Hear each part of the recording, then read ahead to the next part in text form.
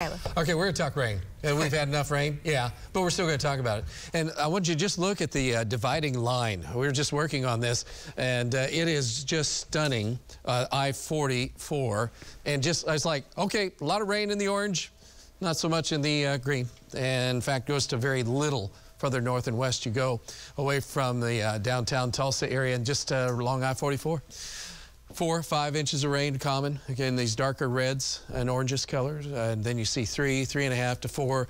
We're up to around 4 inches in Broken Arrow. And then you get on the north side to Owasso, and then further north and about anywhere from 3/4 of an inch to an inch. And then you get a little bit further north into Osage County. And then all of a sudden it's like, yeah, there wasn't anything other than just a dusting, or I shouldn't say a dusting, but just enough to keep the dust settled. That's probably a better way to phrase it. Anyway, this strip of rain was not the only place. We also had some very, very heavy rains in southeast Latimer and LaFleur counties. And then it kind of tapers down a little bit along I-40 in there with an inch, inch and a half, and then comes back into this area that was the conveyor belt of moisture that just kept on coming and coming and coming. And so that's just stunning amounts of water for one afternoon and evening. And it's also stunning to look up to the northwest and see traces of precipitation. So obviously there's a lot of rivers, creeks over bank are full, totally full. Polecat Creek around the Jinx, Sapulpa area, that really jumped up with the flooding. But the Illinois River is at 10.5 feet right now. It's going to go to max out at about 15.1, so I'll put it in the moderate flood stage for tomorrow, so be advised for that. Expected to drop below flood stage of 11 late Sunday evening and then be back to closer to normal of about 9 on Monday. So, storm system that's moving out.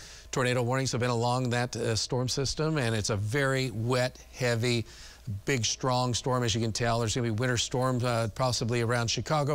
And then we have this colder air coming in from out of the west, and this is another system for California. I just mentioned a little bit ago, freezing weather, not a whole lot of fun there. As far as temperatures, for us, we stayed cold because of the clouds, but just off to the southwest side, we had sunshine and temperatures in the 70s in southwest Oklahoma this afternoon. That wasn't fair, I don't think, because I'm kind of into this spring thing. Anyway, we hit 50, and then you look on to the north. Bismarck was above freezing. Isn't that exciting? That doesn't happen hardly ever. So they're about ready to try to melt some of that snow they have up there.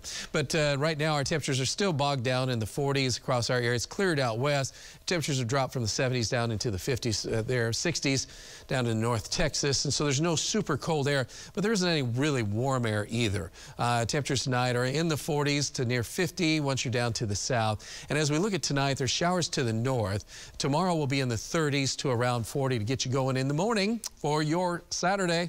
And then by the time we get in the afternoon, this is looking pretty good. Light winds, quite a bit of sunshine, temperatures in the 60s. There's going to be a one system, it kind of is back up in here, you can kind of see it right in there. And there will be a few showers that could move with that right across the area, wisp through sometime around midnight tomorrow night on the northern side of our viewing area. It could be a quick shower or two, maybe get the sidewalk wet, and that's about it. Temperatures will be in the 30s on Sunday morning, and then on Sunday afternoon, we're expecting kind of a division. It'll be a little cooler, 50s to near 60 on the north side, 60s to near 70 on the south side. You can see the arrows pointing with warmer weather trying to show up there. On Monday, we'll have a mix of sun and clouds, and temperatures are cooler across almost the entire area with 50s, 60s still if you're in the southeast part of our viewing area. And then again, another northeasterly breeze on Tuesday. It's like, what is it with these northeasterly breeze? We'd like to have maybe a south wind and maybe warmer weather. Well, we're going to be limited on sprinkles, so we only have that slight chance of sprinkle north tomorrow night, slight chance of sprinkles or a shower on Sunday night with that front.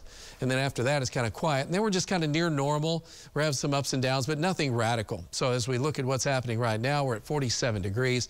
No wind movement at this hour, 86% humidity. We could have some patchy fog later tonight, generally in the 40s at this point. By morning, we'll be falling into the upper 30s. Again, some patchy areas of fog, not out of the realm of possibility. But we do have opportunities for sunshine, even though it's going to be a little cooler. Then we get warmer, and what happens? Chance of severe weather by Thursday.